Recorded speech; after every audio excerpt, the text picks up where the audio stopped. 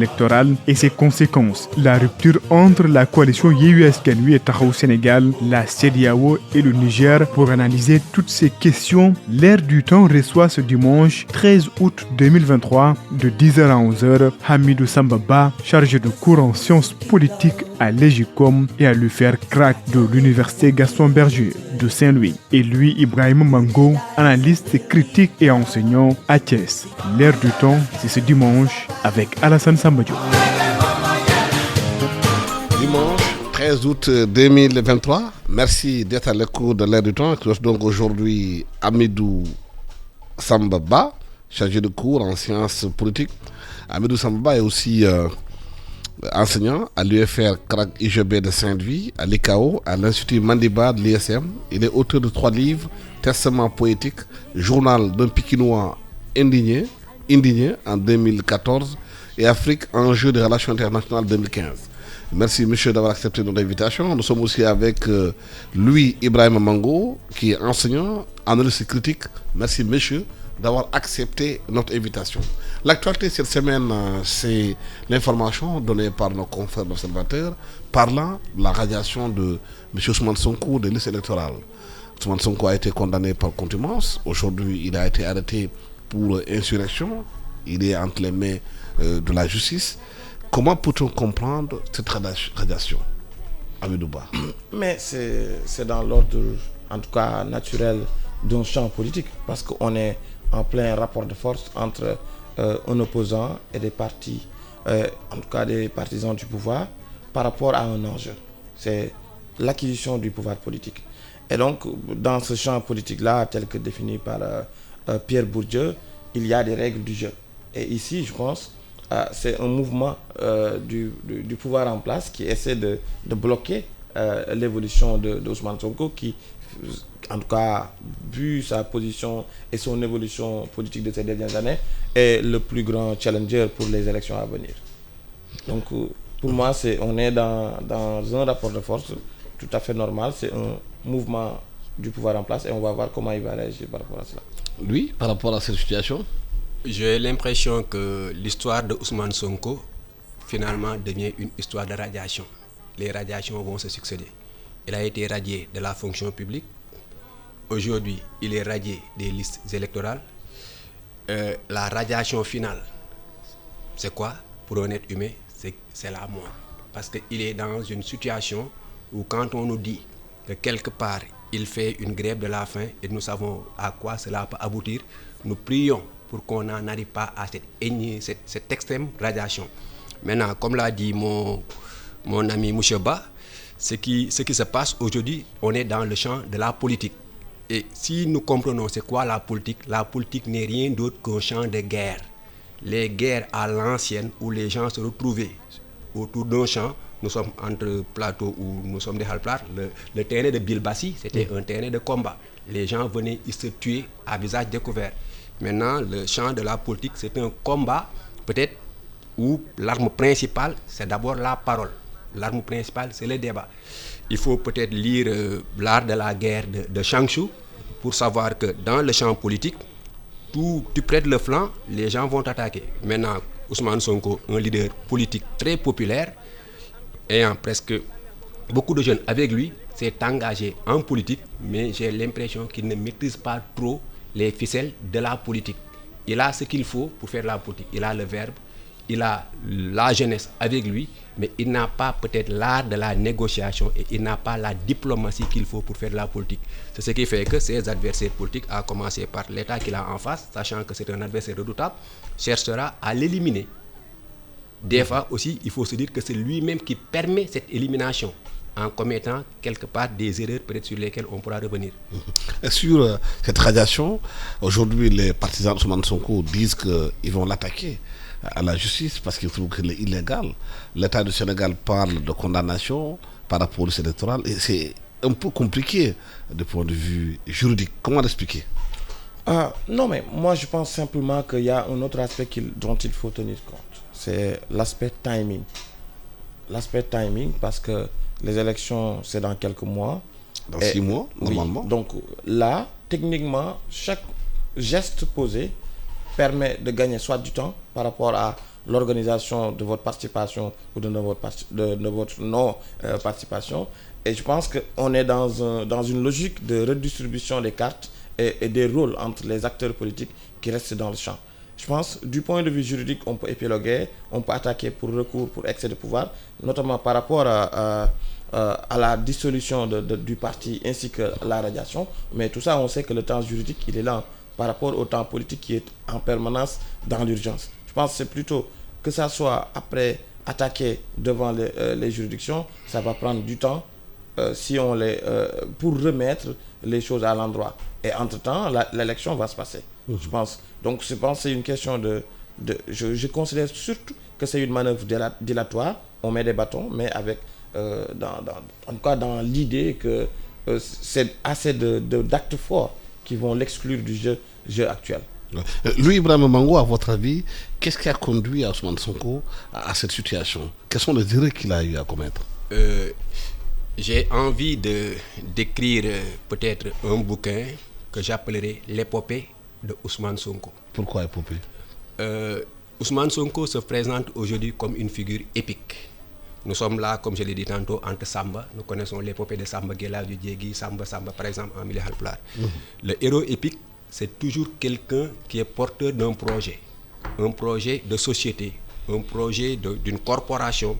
Nous connaissons l'épopée de Sundiata, c'était presque l'épopée des sacheurs. Nous connaissons l'épopée de Soumaoro, c'était l'épopée des forgerons. Nous connaissons l'épopée de Guelel et de Gomalil, c'est l'épopée, par exemple, des pasteurs. Nous connaissons l'épopée des Poupel Tchoubalo quand nous sommes du Fouta. Donc ce héros épique devient presque le concentré de l'aspiration de tout un peuple, de toute une génération. Maintenant, le héros, il est là presque pour libérer. Libérer qui? Libérer son peuple. Le libérer de qui? D'un oppresseur. Toujours, on nous replonge dans ce triangle que les sociologues appellent presque le triangle de Karpa.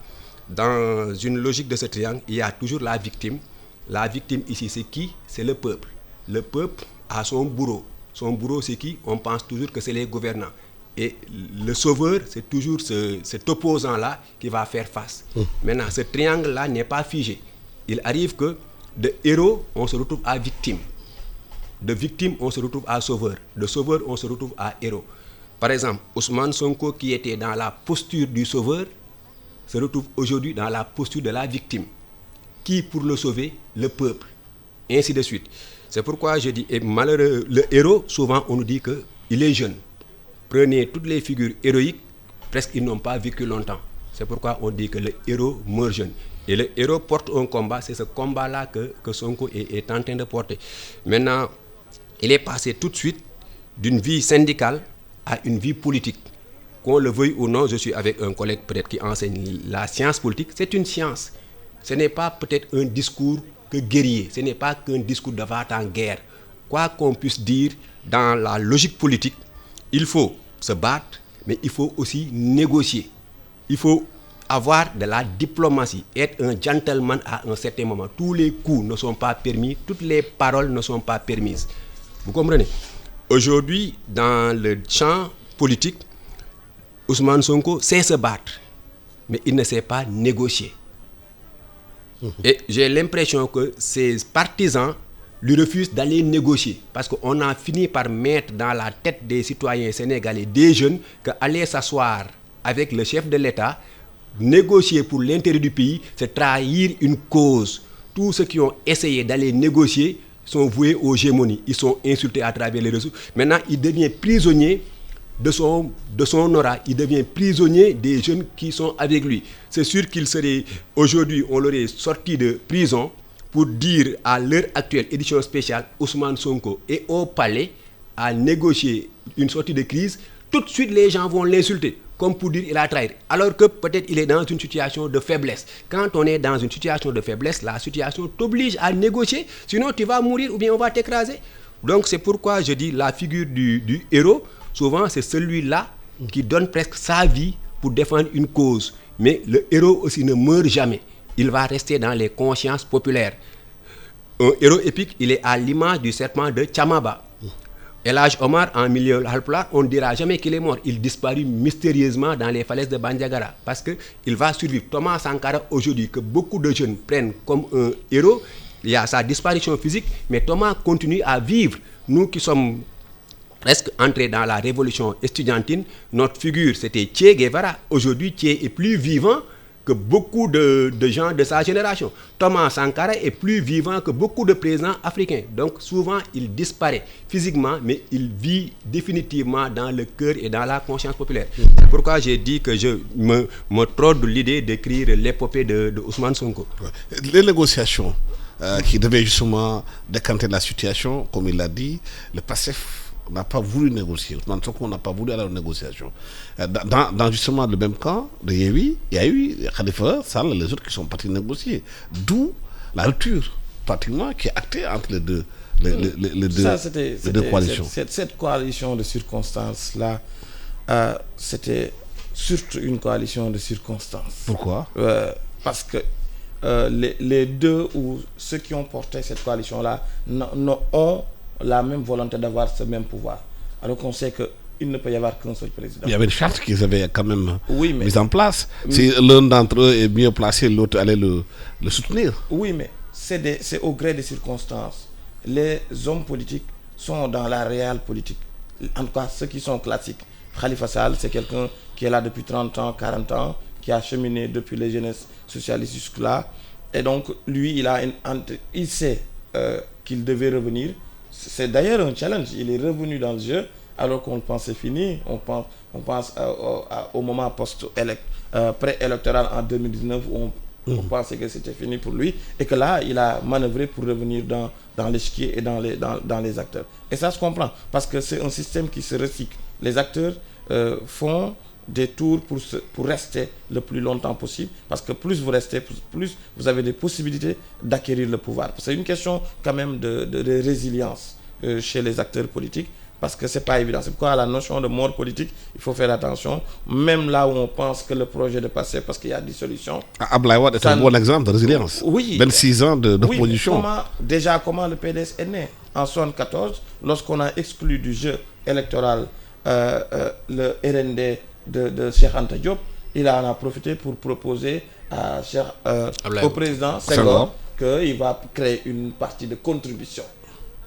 Et c'est cette partie-là, presque 30 ans plus tard, qui va gagner le pouvoir. Donc il y a une question de résilience derrière. Il ne faut pas penser qu'on a un projet, on commence la politique rapidement. Et je pense qu'on négocie mieux quand on est en position de force. Et on négocie très mal quand on est en position de faiblesse. C'est-à-dire que les moments de négociation, c'était les moments où on a vu qu'il y avait une mouvance populaire autour de Sonko en 2021. Et c'est ce moment-là qui a été important. C'est-à-dire que ça a été, je pense, mal manœuvré. Et les professionnels politiques, quelqu'un comme Khalifa Sall, moi je l'ai vu, j'ai souri en le voyant aller chez Sonko, alors qu'il y a eu des précédents avant ça. 2014, on a radié ce même Ousmane Sonko. On a eu pas de réponse, pas de réaction de la part de la classe politique. Et tout d'un coup, beaucoup d'hommes politiques, de femmes politiques, on les a vus chez Ousmane Sonko, qui tenaient à ce qu'on les voit chez lui. Parce qu'on est dans le processus de recyclage. Et beaucoup de gens qui ont intégré même PASTEF, de simples militants, sont partis de ce mouvement en se disant « Ah, le vent est en train de tourner. » Sonko et son mouvement, son parti, deviennent une réalité politique. Et c'est ces passagers clandestins-là qui faussent le jeu. Il y a des passagers clandestins qui profitent du système sans vraiment prendre de risques. Sonko et ses partisans sont en train de prendre des risques par rapport à la privation de la liberté et tout ça. Mais il y a des gens qui analysent, qui comprennent bien le jeu et qui, quand il y a le vent qui tourne, vont de l'autre côté. Pour moi, on négocie mieux quand on est en position de force. Quand, en 2021, 2022, et aussi, il y a eu plusieurs erreurs. Du point de vue juridique, du point de vue de la communication, Sonko fait beaucoup d'erreurs. C'est que ses partisans ne veulent pas entendre cela. Mais quand on fait l'analyse de contenu, on regarde l'échiquier politique, le champ politique, on voit que par exemple certaines choses, ce n'était pas la peine de le dire, ce move-là, ce n'est pas nécessaire, tu gagnes quoi en retour? Cette coalition-là, qui a permis d'avoir le PDS comme une réalité à l'Assemblée pour contourner même son refus par rapport à la situation actuelle, ça fait que eux, ils ont un projet clair. Mais lui, quel est son projet par rapport à cela? Donc tout doit être stratégie et patience, résilience.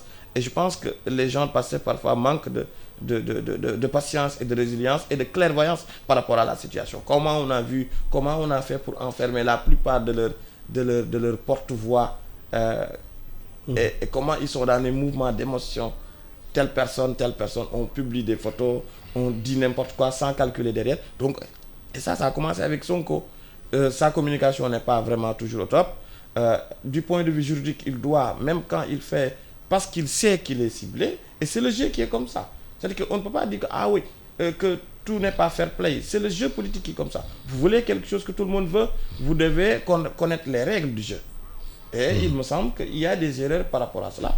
Et même comment il a pu aller à l'Assemblée et se faire une aura, comment il a pu accepter d'aller, lorsqu'il y a la crise Covid, d'aller rencontrer le président et qu'on dise dialogue. Pour moi, sa simple présence aurait pu permettre d'avoir plus d'informations et de savoir quelle étape faire. Parce qu'on est en politique. Si tout le monde y va, et vous voyez comment, par rapport à la situation actuelle, le silence de cette même opposition-là par rapport à sa situation. Moi, je trouve que c'est intéressant parce que les gens, chaque parti politique est là avec un projet de société et dans la première étape, c'est d'acquérir le pouvoir. Et donc, ça, c'est les règles du jeu. En tout cas, pour ceux qui analysent la politique, ils comprennent que c'est un jeu. Mais lui, est-ce que cette rupture était prévisible?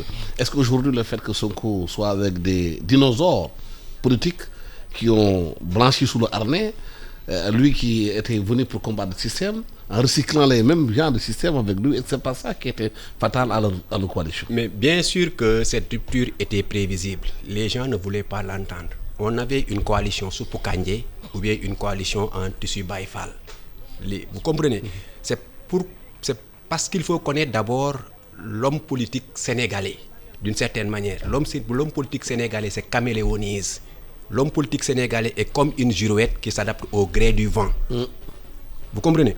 Maintenant, dans cette situation, la réelle politique est une réalité de circonstances. Moi, le prof de littérature, quand je parle de circonstances, il y a le circonstanciel de temps, il y a le circonstanciel de manière, il y a le circonstanciel d'opposition. En politique, tout est circonstance, tout est occasion. À quelles circonstances il faut parler d'une certaine manière, à quelles circonstances il faudrait aller négocier. Parce que la politique est comme une rivière. On ne se baignera pas tout le temps dans la même eau. Ça passe. C'est des phénomènes qui deviennent épiphénoméniques, qui deviennent éphémères, qui ont la durée de vie presque des libules. Aujourd'hui, le Ousmane Sonko qui s'allie avec les libéraux, qui s'allie avec les socialistes qui sont de gauche, déjà se pose le problème aujourd'hui des idéologies, se pose le problème des convictions. On a l'impression que les gens sont prêts à ravaler leurs vomissures ou bien à se renier uniquement pour la quête du pouvoir. Qu'est-ce qu'on n'a pas vu au début? L'épopée de Sonko commence par un discours. Quoi? Le système. C'est quoi le système? Le système, c'est le système qui vous a formé. De Kanel à ici. C'est le système qui m'a formé. De Thiès, de Matam en passant jusqu'à ici. C'est peut-être le même système. On vient, on s'attaque au système. Et tout le monde répète système. Parce que les éléments de langage, Ousmane Sonko, sa communication, c'est qu'il donne des éléments de langage très simples à maîtriser même par des gens qui ne sont pas des universités. On n'a pas besoin de faire des études poussées pour répéter Réumi Amoul justice. Les politiciens sont des voleurs.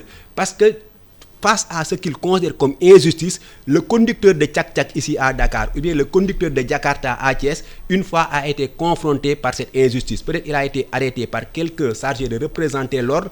Bon, n'ayant pas respecté cet ordre, lui prend un petit 1000 francs, il va, avec sa colère, il dit « Dekibi Amoul, justice ». Tu vis à côté d'un homme politique. Vous avez grandi ensemble. Vous avez fait les mêmes écoles, tu as été N fois plus brillant que lui. C'est comme pour dire qu'on a l'impression que c'est les médiocres qui réussissent en politique. C'est quelqu'un-là que tu as côtoyé, qui n'avait aucun mérite, à part de courir, être un ciré de bottes d'un homme politique. Ils accèdent au pouvoir du jour au lendemain, tu le vois planter, je ne dis même pas construire, planter des immeubles, conduire des voitures qui de mémoire de Sénégalais étaient inimaginables. Quand on te dit que ce monsieur-là est un voleur, tu vas facilement le croire. Il n'est pas entrepreneur, il n'est pas fonctionnaire, il n'a jamais perçu un salaire. Du jour au lendemain, tu le vois dans les cérémonies distribuer des billets de banque. Cette frustration-là, quand quelqu'un la requiert, il crée tout de suite une bombe. C'est ce discours-là qui fait que les jeunes qui sont avec Sonko sont violents. Parce que ceux qu'ils ont en face, ils connaissent leur passé. C'est pourquoi je dis, dans cette réalité politique, les circonstances. Imaginez quand on avait appelé au dernier dialogue, Sonko qui va y participer par exemple. On ne va pas dire qu'il ne va pas venir. Il vient devant le président Macky Sall, qui était son seul interlocuteur, lui dire, je ne suis pas, moi et mon parti et tous ceux qui sont avec moi, nous ne voulons pas, et vous savez que vous ne devez pas faire un troisième mandat. Nous voulons que Barthélémy, Khalifa Sall et Karim Wade, eux aussi aient le droit de participer à ces élections. Mais si une telle chose se réalise, tous les Sénégalais diront que, même si Macky quelque part voulait le faire, diront que c'est parce que Sonko au palais a tenu ce discours-là, l'a menacé, qu'il s'est retiré. Mais il a arrêté encore cette occasion. Les circonstances de temps, les circonstances de lieu et les circonstances de manière. En politique, tout est circonstanciel. Malheureusement, au Sénégal, on veut figer le temps. On veut figer l'homme politique à ses dires d'il y a 2 ans, 3 ans. Alors qu'une vérité politique est une vérité en mouvance. Je peux dire une chose en 2019 et on est en 2023, je constate que ce n'est plus la même réalité. Pour exemple, le président Idriss Seck avait dit en son temps au président Macky Sall que votre vision s'arrête où? À Diamniadio. Tout le monde, quand Idriss Seck par exemple rejoint le camp du président Macky Sall, les gens lui rappellent cela. Mais moi je viens de Thiès, je sais que la vision a dépassé Diamniadio, elle est à Thiès, elle est dans Ila Touba, elle est jusque dans le Ranérou Fouerlo, elle est un peu partout. Donc pourquoi vouloir figer quelqu'un pour lui dire tu avais dit? Il avait dit cela. Est-ce que cette vérité-là, au moment où il l'a prononcée, n'était pas la vérité du moment? Il faut que les gens comprennent ça. Mais malheureusement, au Sénégal, nous tous, nous sommes politologues, nous tous, nous sommes juristes, nous tous, nous sommes spécialistes, et les gens ont la vérité de leurs sentiments. Alors que les sentiments ne sont pas la vérité. L'être humain, il est raison et il est sentiment. Maintenant, le leader Ousmane Sonko ne parle pas souvent aux gens raisonnés, il parle aux gens émotifs, il parle au cœur. Et nous tous, nous savons que le cœur a ses raisons, que la raison elle-même ne connaît pas. Cette situation aujourd'hui à Taxawu Sénégal, avec Yewwi, cette rupture qui est pratiquement actée, c'est au bénéfice de qui? De Taxawu. Je Comment? pense, de fait, Taxawu, en tout cas, dans ce compagnonnage-là, ça lui a permis quoi? En termes de gains relatifs, ça lui a permis de revenir à l'Assemblée nationale. N'est-ce pas? Ce retour, en tout cas, lui a permis de compter et d'aller dialoguer. Et on a vu la dernière loi votée par rapport à la réinscription de Khalifa sur les listes. En tout cas, il a fait la moitié du chemin. Parce que lui, son projet de participer à la prochaine présidentielle. Donc je pense, qu'est-ce qu'il a? Il a gagné. Taxawu, pour moi, a gagné quelque chose. Qu'est-ce qu'il a peut-être perdu? La base sympathique des membres de PASTEF. De l'autre côté, qu'est-ce que PASTEF a gagné? Concrètement, ça n'a pas réglé la situation spécifiquement de Sonko. Sa participation, on peut mettre un point d'interrogation par rapport à la prochaine élection. Je pense que c'est plutôt Taxawu. En tout cas, sur le court terme là, c'est Taxawu qui a gagné quelque chose dans ce compagnonnage-là. Et pourtant, il y a un parti aussi qui est dans la coalition qu'on n'entend pratiquement pas. C'est le PUR. Oui, mais on sait que PUR, pour moi, c'est un projet politique qui n'est pas clair et c'est un peu dangereux lorsqu'on mêle projet politique et religion dans des pays où le fanatisme est courant et où on a autour une ceinture de feu liée parce que les djihadistes ont fait ça. Ça fait que ça fausse un peu le jeu. Le PUR avait un bon résultat à les dernières législatives. Mais par rapport à la nouvelle configuration, ce n'est pas le cas. Je pense qu'il y a eu des mouvements, des défections dans ses rangs qui ont un peu bloqué son élan. Et ensuite, le Taxawu Sénégal, avec dans Yewwi Askan Wi, il y a quand même d'autres ténors qui sont dedans, qu'on n'entend pas. Des mini-ténors, hein, parce que tout le monde n'est pas ténor politique. D'abord, pour revenir sur le cas du PUR, moi je suis de Thiès, je connais là où est né le PUR. Je peux même dire que c'est dans mon quartier, dans la famille de notre père El Hadj Ndiassé Mbaye. Mais le PUR n'a qu'une voix. Quoi qu'on puisse dire, le PUR n'a qu'une voix. C'est la voix du marabout. Le militant du PUR, le marabout m'aurait choisi, moi, lui, Mango, pour être son candidat. La plupart des Mokhtar Chidine ou Mokhtar Chidati voteront pour moi.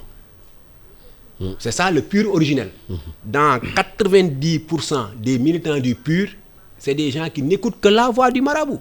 Aujourd'hui, le marabout aurait lâché Sonko pour s'allier avec un autre homme politique, ils trouveront que c'est bon. Parce que c'est des convictions presque religieuses qui demandent presque une certaine manière de suivre sans contredire. C'est ça d'abord. Maintenant, ce qu'on appelle des leaders dans le Yewwi Askan Wi, ils voulaient peut-être Yewwi, c'est de libérer, mais dañoo mujj yeew seen bopp. Dans le Yewwi, c'est le PUR. C'était le Parti socialiste. Quel parti socialiste? Parti socialiste section Taxawu Dakar. non c'est section Khalifa, le parti socialiste Aminata Mbengue Ndiaye, le parti socialiste Jean-Baptiste Diouf, le parti socialiste Babacar Diop, le parti socialiste Mor Faye. Moi je connais tous ces gens-là, ils étaient du parti socialiste. C'est quel PDS? Un PDS un peu karimiste. Le PDS de Idrissa Seck, qu'on le veuille ou non, il est sorti le PDS de tous les gens qui étaient des libéraux et qui n'acceptent pas ce qu'on avait appelé, ce que le président Gadio à l'époque avait appelé la dévolution monarchique du pouvoir. Moi-même qui vous parle, dans ma jeunesse, j'ai été de l'UJTL, j'ai été responsable de l'UJTL de Matam à un certain temps, vers les années 2004, je suis du MEL, mais est-ce que tous les gens qui suivaient Wade vont suivre Wade fils? Ce qui fait qu'on a un éclatement de tous ces grands partis. Vous prenez aujourd'hui un Déthié Fall. On l'a connu en politique, accompagnant un certain leader. Vous prenez Abdourahmane Diouf, on l'a connu en politique, accompagnant un leader. C'est parce que l'excès d'orgueil de l'homo sénégalensis fait que le Sénégalais suit difficilement quelqu'un. Et des fois, comme je l'ai dit, c'est très difficile de suivre un médiocre. Tu es avec quelqu'un qu'on croit être ton leader, vous voyez votre CV, vous savez que vous êtes N fois plus lourd que lui, les études que tu as eu à faire, il ne les a pas fait, mais c'est parce que c'est lui uniquement l'homme populaire. À un moment, tu te dis, mais même le discours qu'il tient, le projet qu'il tient, c'est moi-même qui suis derrière et je suis un homme de l'ombre, mais tout homme aspire à la lumière. Ce qui fait que dans les partis politiques, et malheureusement, nos leaders politiques ne savent pas faire leur temps et disparaître.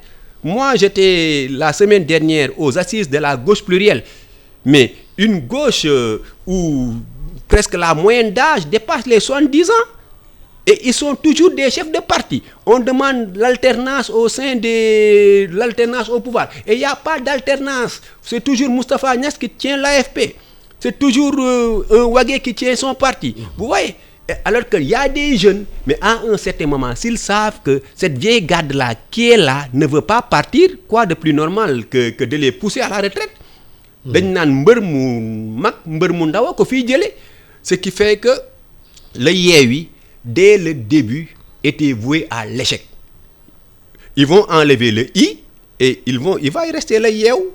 Et le yeew c'est un boa, il va da koy avaler wala ñu yeew seen bopp. Donc parce que quelque part à un certain moment un seul ennemi les avait réunis. Cet ennemi c'était qui? C'est Macky Sall. Et aujourd'hui sur le terrain politique, de mémoire des Sénégalais, on va vers les élections les plus indécises. Le challenger principal n'étant pas, ou bien peut ne pas participer, et le président Macky Sall n'étant pas candidat. Qui pour être le futur président du Sénégal?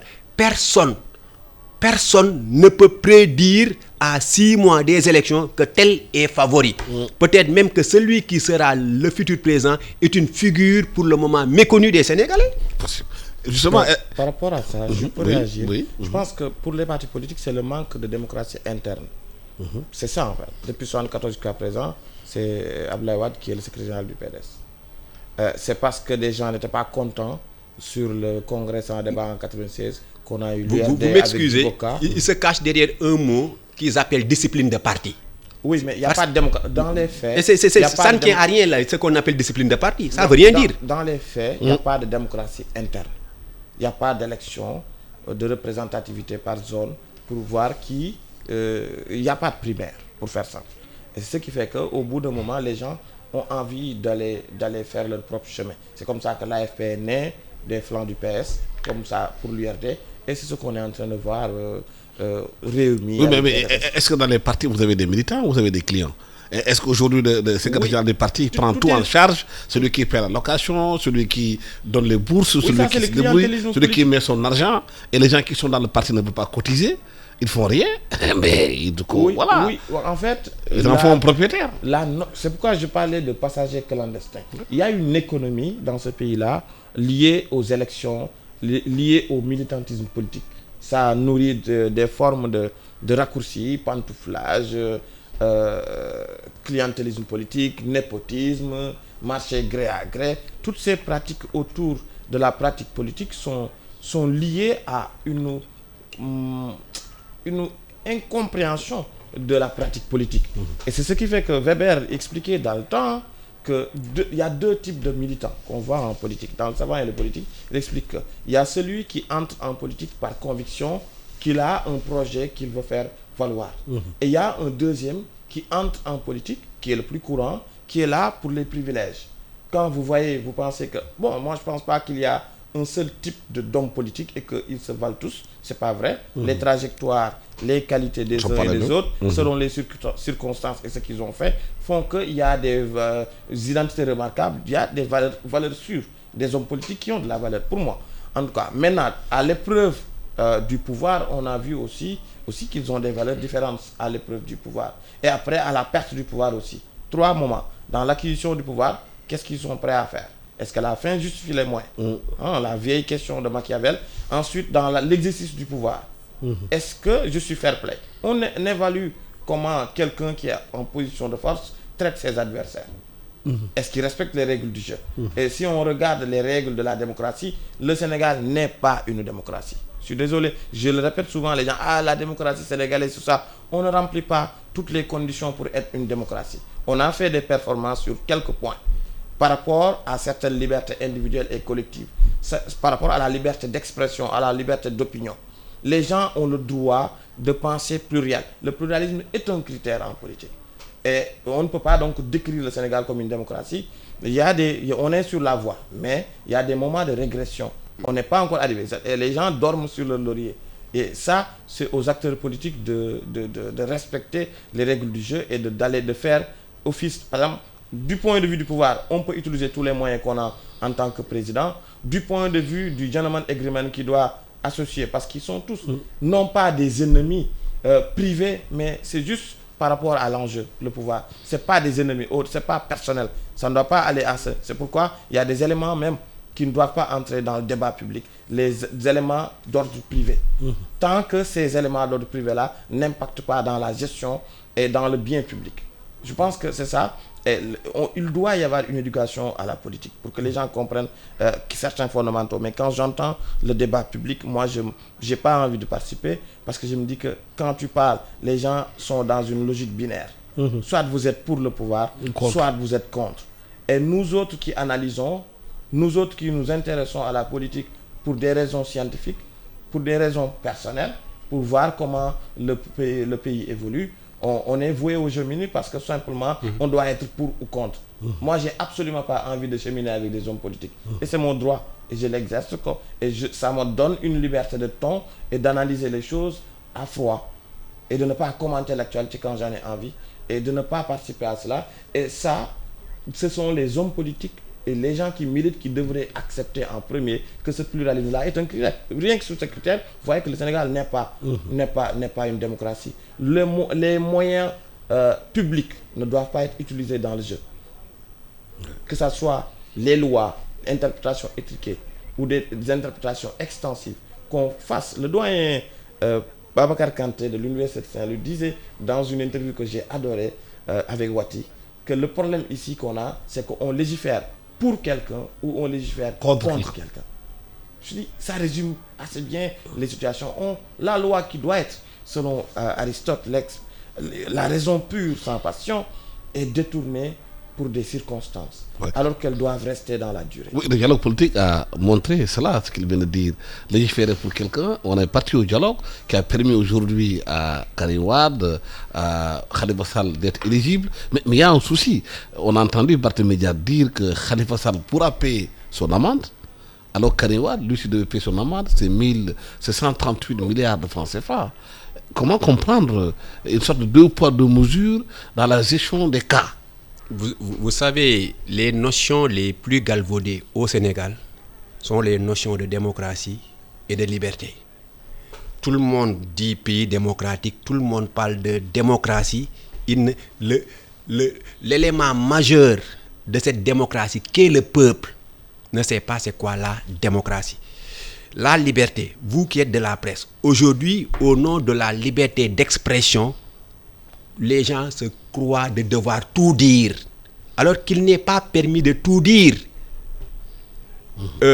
Pourquoi? Parce que nous sommes gouvernés par des lois, par des normes qui ne sont pas nôtres.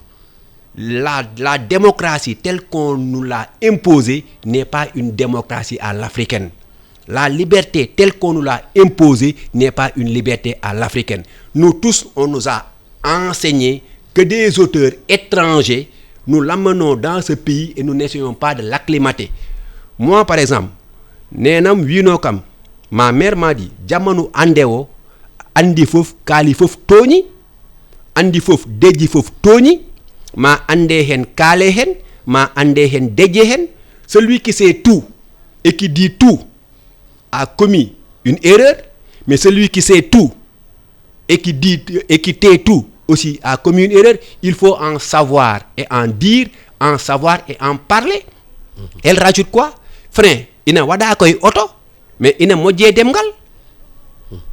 Les freins sont bien conçus pour les voitures, mais c'est bon aussi pour la langue. De temps en temps, il faut amorcer le frein de la langue, savoir qu'est-ce qu'il ne faut pas dire. Mais au nom d'une liberté d'expression, les gens qui n'ont été aucunement formés dans le maniement de la parole, parce que la parole est une arme licencieuse, une arme très dangereuse.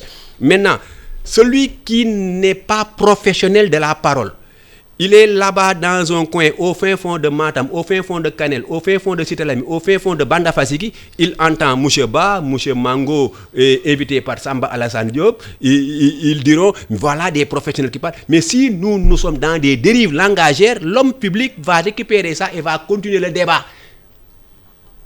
Ce qui fait que dans ce pays, nous avons un problème. C'est une question que je me pose tout le temps. Quel rapport l'homo sénégalensis entretient avec le pouvoir, le savoir, l'avoir et la gloire? Que sommes-nous prêts à donner de nous-mêmes pour acquérir le pouvoir? Que sommes-nous prêts à faire pour le savoir? Que sommes-nous prêts à faire pour l'avoir? Mais on a l'impression que le parent pauvre aujourd'hui, c'est le savoir. Les gens sont prêts à tout, quitte à se dédire, quitte à se renier eux-mêmes pour accéder au pouvoir. Les gens sont prêts à tout pour avoir l'avoir, mais et la gloire. C'est parce que les gens cherchent le buzz qu'ils sont dans les réseaux sociaux à commettre des enfanteries, des choses vraiment ridicules. Mais que sommes-nous prêts à faire pour le savoir? Les enseignants que nous sommes savons que les gosses aujourd'hui ne te liront même pas un bouquin de 100 pages. Il faudrait reformater l'homo sénégalensis, lui tenir un autre discours, et peut-être à partir de nos écoles. Nous apprenons beaucoup de choses. Moi, j'aurais bien aimé qu'on nous apprenne la charte du Mandé, qu'on nous apprenne ce qui est Thierno Souleymane Baal, la révolution Torodo. Mais c'est des valeurs africaines autour desquelles les gens doivent pouvoir se retrouver. Mais vous n'avez pas encore répondu à ma question sur les deux poids, deux mesures concernant l'affaire Karim Wade, l'affaire Khalifa Sall. Vous savez, l'affaire, c'est cette forme d'injustice-là aujourd'hui. On a l'impression que les politiciens, dans leurs négociations, qu'ils n'appellent même plus négociations, c'est le mot deal. À chaque fois que le mot deal est aujourd'hui chargé négativement, on a l'impression que quand on va discuter avec le chef de l'État, c'est comme deux brigands, deux chefs de gang qui viennent dealer sur qui? Sur le dos du peuple. Moi, en toutes circonstances, Karim Wade,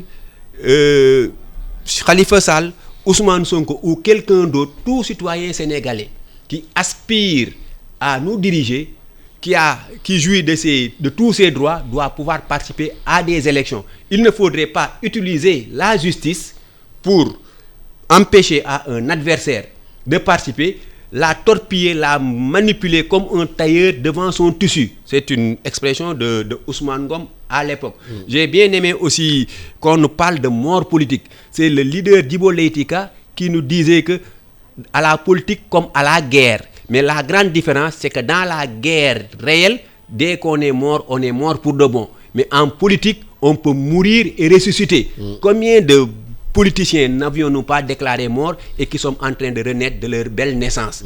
Donc, il faudrait que les gens comprennent cela aussi. Djibo Ka disait renouveau Khaloundef là. Il le disait souvent, comme la bouse de vache qui dort et qui faut se réveiller. Il a toujours dit. C'est pourquoi j'aime bien la perspective historique. C'est-à-dire que quand il se passe des événements dans ce pays, on voit beaucoup de raccourcis qui ressemblent, qui voudraient être des analyses et qui ont tendance à dire que ça c'est nouveau. On n'a jamais vu tel. Oui, vous n'avez jamais vu, mais est-ce que ça n'a jamais... il y a quand même des éléments de répétition. Le jeu du pouvoir, c'est pas une particularité sénégalaise.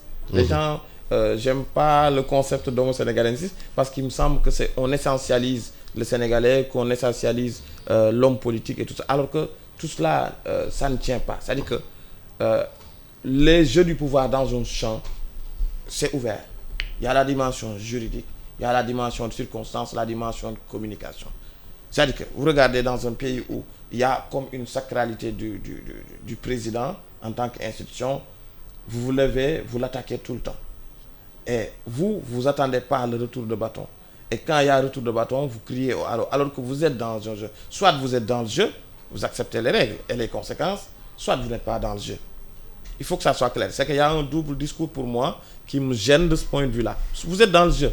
Vous acceptez quand vous prêtez le flanc, vous perdez une bataille, une manche, vous revenez, vous continuez parce que tout le monde l'accepte. Mais j'ai comme l'impression, en tout cas très souvent, que les gens le disent, mais c'est pourquoi j'aime bien la génération de PS qui avait une école de parti, qui prenait le temps d'expliquer les règles du jeu.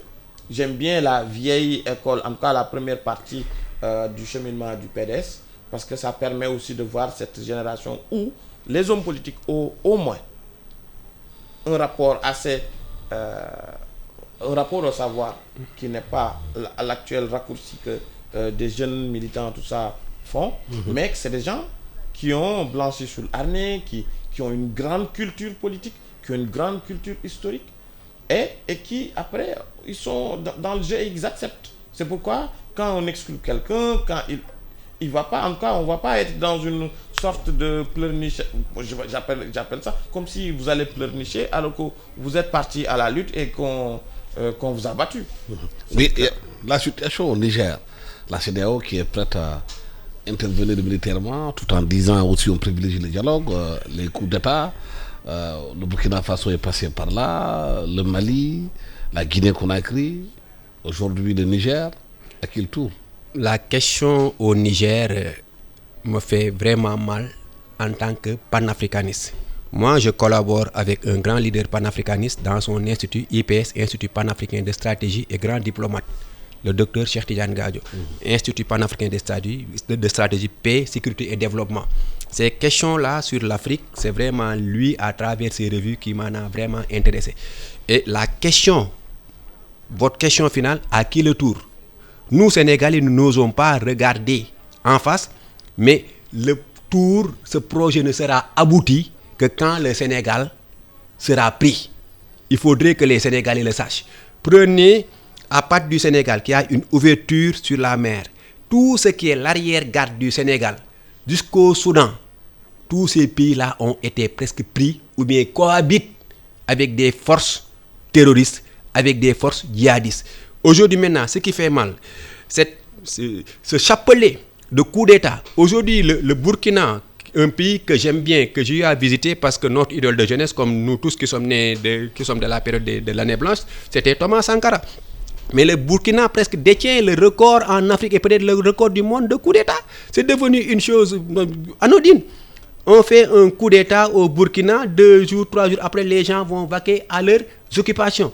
Et l'effet, l'instinct grégaire, les gens l'ont fait au Burkina. Le jeune militaire, le capitaine Traoré, qui est né en 88, il n'a même pas vécu l'époque de Sankara, et adulé. On le montre comme si c'est Sankara qui renaît, parce que Sankara nous avait dit tuer Sankara, d'autres Sankara vont naître.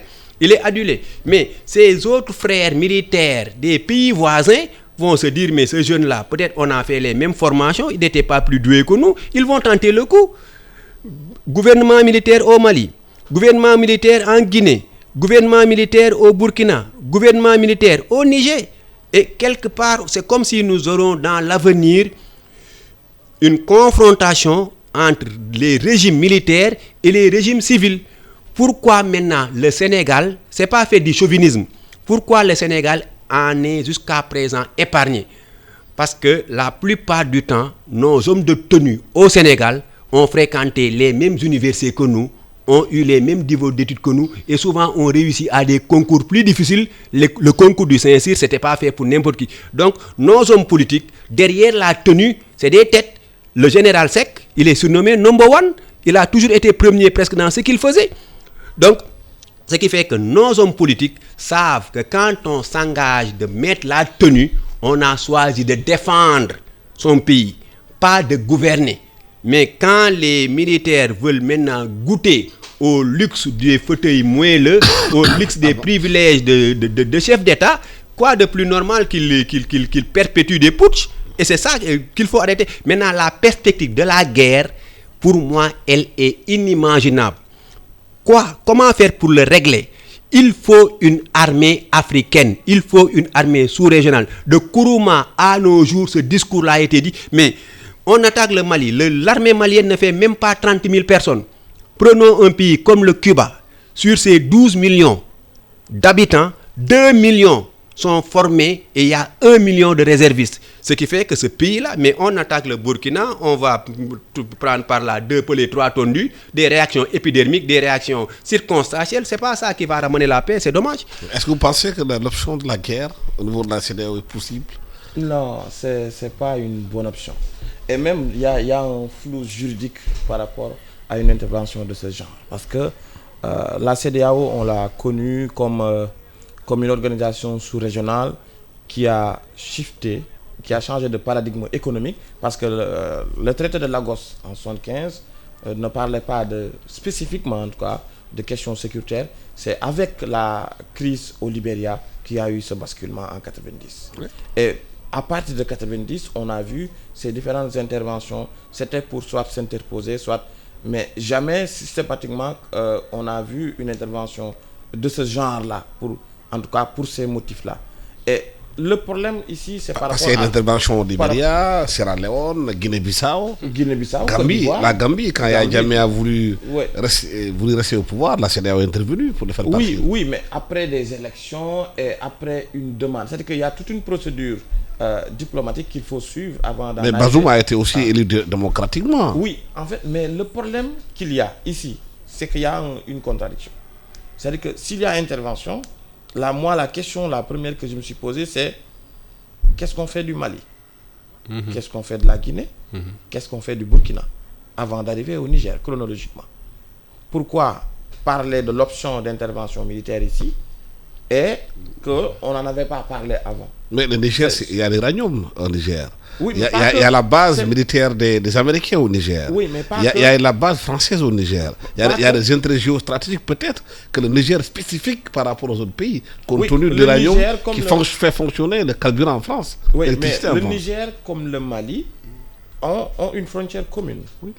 Le Niger d'ailleurs sert de zone tampon. Mais Areva, si vous voulez aller au nord, mais la centrale Areva, c'est... La question de l'uranium, vous parlez de l'uranium, la question de l'uranium, c'est un des éléments stratégiques. Mais ici, c'est que le problème, c'est qu'on va activer la force en attente, mais ça ne va pas être aussi rapide que les gens pensent. Parce que derrière, il y a toute une... Je pense plutôt que l'intervention militaire est brandie comme une option pour pousser les gens à la négociation. Parce que c'est l'option première, la négociation. Et pour aller à une intervention, vous voyez que par le principe de subsidiarité, les comités régionaux, les commissions régionales n'interviennent qu'après quoi? Après l'acceptation de cette intervention par l'Union africaine. Et vous voyez que le Burundi, par exemple, dont le président fait office de vice-président, n'est pas d'accord avec cette option-là. Ça veut dire que ça va être négocié, discuté, mais au moins ça va pousser les gens au pouvoir à vouloir négocier, à vouloir discuter, parce que si vous voyez le discours qu'ils tiennent, c'est un discours assez dur, alors qu'on est en politique et qu'il faut toujours cette option de la négociation et de la discussion pour voir quelles sont les causes les causes de cette répétition, parce que le Niger, ça c'est une répétition. Dans les années 90, dans les années 60, il y a eu des cas, des précédents. C'est pas nouveau. Mais quand ça intervient, il faut questionner les causes. Pour moi, ici, la sociologie politique permet d'éclairer qu'est-ce qui pose problème par rapport à ces coups d'État. Pour moi, les militaires n'ont pas vocation à être dans le jeu politique. Ça pose un problème de professionnalisation et de restructurisation. Ça, c'est Céline Thuriot, une chercheuse qui est à Bordeaux, qui développe cette théorie, ainsi que Dominique Bangoura sur ces questions-là. Ça veut dire quoi? Ça veut dire que si vous jouez dans le jeu politique avec la sensibilité de votre métier-là, vous faussez les repères. Et je pense que ce n'est pas une bonne idée et ce n'est pas une réponse, et il ne faut pas s'attendre à des miracles. Parce que ce n'est pas la première fois que ça arrive au Niger et ça ne va pas régler le problème. Mais qu'est-ce que ça donne comme information? C'est que les acteurs politiques ainsi que la population posent la question de la légitimité de l'exercice et de l'acquisition du pouvoir. Même s'il y a des élections, mais beaucoup dans l'opinion nigérienne disent que, moi j'ai essayé de discuter avec certains, disent qu'il y a un problème de recyclage et que c'est juste le même système qui se recycle et que ça va changer. Moi, je ne crois pas au miracle, je ne crois pas à cette discussion sur la révolution. Voilà. Le temps que vous avez imparti est terminé. Merci infiniment à Hamidou Sambaba. Vous êtes chargé de cours en sciences politiques à l'UGCOM, à l'UFR CRAC UGB, ICAO et à l'Institut Mandiba. Vous êtes auteur de 3 livres: Testament poétique, Journal d'un Pikinois indigné 2014 et Afrique, enjeux des relations internationales 2015. Merci aussi à Louis-Philippe Ibrahim Mango, qui est aussi critique politique, ensuite enseignant à Thiès, à la technique Biran Sissé, micro Alassane Sambodjob. Excellent dimanche à tous.